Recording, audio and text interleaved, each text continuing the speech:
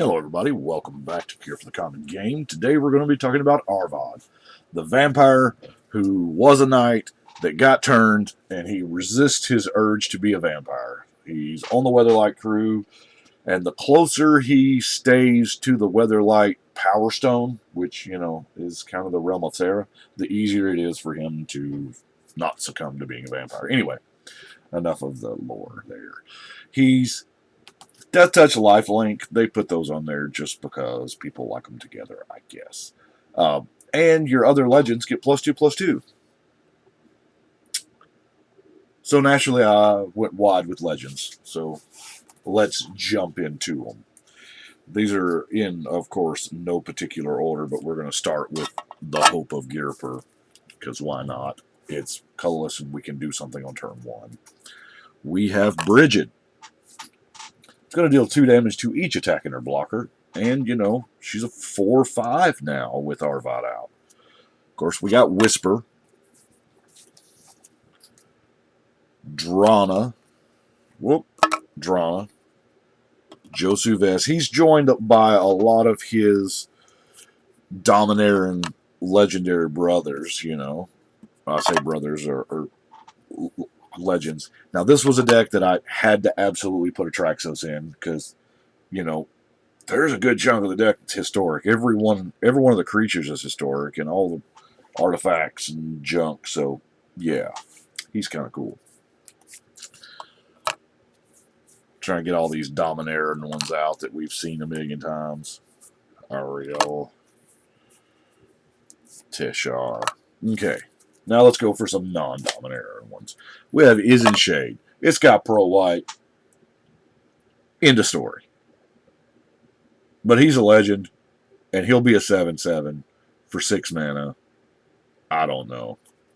But I like the Izen Shade because I really like the way he ties in to the Baron Singier story.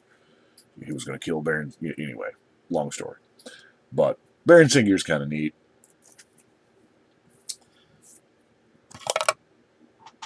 Hendrixar, making them thralls. Gumball. A non-creature spell. Wow. Zatalpa. Yeah, Zatalpa. She's expensive, but you know what? This is a mean old dinosaur. Mangara of Coronor. No, I don't have the cool Blinky interactions with her. See, how that works is you tap her, exile her, and another permanent, and then you blink her with that ability on the stack. She leaves, she comes back, new permanent, ability goes off, and she's still there. Kind of broken. Kiku. She makes people fight themselves, so that's cool. Rashka. Now, she obviously wants to block black creatures. We have Baby Avison, because I don't have another copy of, Grown Up Avison. The Sara the Dreadful. I like that ability. Rhea Dawnbringer, because, stuff's going to die. And our last creature is, of course, the Queen, Miss Acroma. So let's look at, I guess, how we play some of those. I'm playing black, so in one color deck or a 2-color deck, I'll play a Dark Ritual. Any more than that, and it's got to be heavier black than the other colors, if it's a 3 or 4-color deck. But that's just me. Of course, we do have the Charcoal Diamond. Jor's familiar, because, there again, historic seems to be a theme.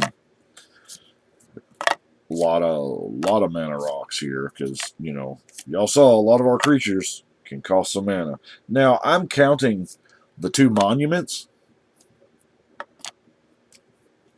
as ramp. And let's face it, Oketra's monument, you get, 3 dudes out of the deal. I'm also counting these 2, the Quicksilver Amulet and the Thran Gateway, as ramp because, just this, with no ramp whatsoever, if you just cast it on turn 4 and activate it on turn 5, and blam, there's a chroma. So, Heroes Podium, kind of built for legendary decks. It's the legendary coat of arms. and you get to search. So, pretty good. Now, this would have been a great deck for Weatherlight, especially since Arvod's on the Weatherlight. However, you know, gotta have them. So I am running Board the Weatherlight. Wow, that was a glitch. There's something wrong. I don't know if that translated, but... And then I've got a little bit of card draw in the way of Night's Whisper, Read the Bones, and Sound Blood, because let's face it, we're Orzhov, and we ain't got a whole lot of card draw. And there's better options, I'm sure. Resurrection and Breath of Life are just going to put our dudes back in play when they die, because they're going to die. Now, before we get to the fun stuff, let's do some removal. Terminus. Terminus gets rid of all those indestructible, untargetable... Bye-bye. What is it? Bye, Felicia. Tragic Slip also gets around indestructible. Extinguish All Hope and In Garrick's Wake is our board wipes. Do we have any more board wipes? I don't think so. Single Target. Murder. Diabolic Edict. Even Running Terror. I'll admit I'm running this Terror because I found a unlimited one in the unlimited binder. There's not many cards left in that binder. But got us a Disenchant. Unmake. Unmake, I don't think, gets anywhere near enough love. Yes, it is 3 mana, 3 specific, but in Orzhov decks it doesn't really matter. But it just straight exiles the creature. There is no downside. Just exile that. If you can target it, it's gone. Mortify. Utter End. Of course, Zealous Persecution. Zealous Persecution is a great card. I mean, it's I hadn't been following the other formats or whatever, but it's played, I'm pretty sure, in every format that it's legal in, which is every format, I believe. It ain't power enough to be banned. Got a Diabolic Tutor, because, you know, sometimes you just got to have it right now. Obzadot's Aid's going to act like another resurrection type thing. Here's my flex spot, is what I'm going to call it. Soul Link. I don't know. It's a placeholder for something. Probably the Weatherlight.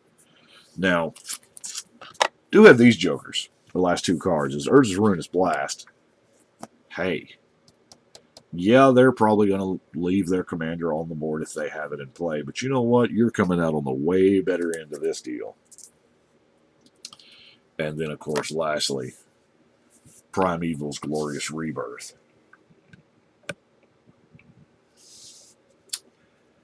All legendary permanent cards. So they can blow your board up if you want.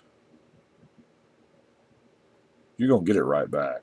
And by the way, here's one thing I want to talk about that they have done that I absolutely love. It's this line. Now, some of the old Portal cards and stuff, they've done it. I love that line.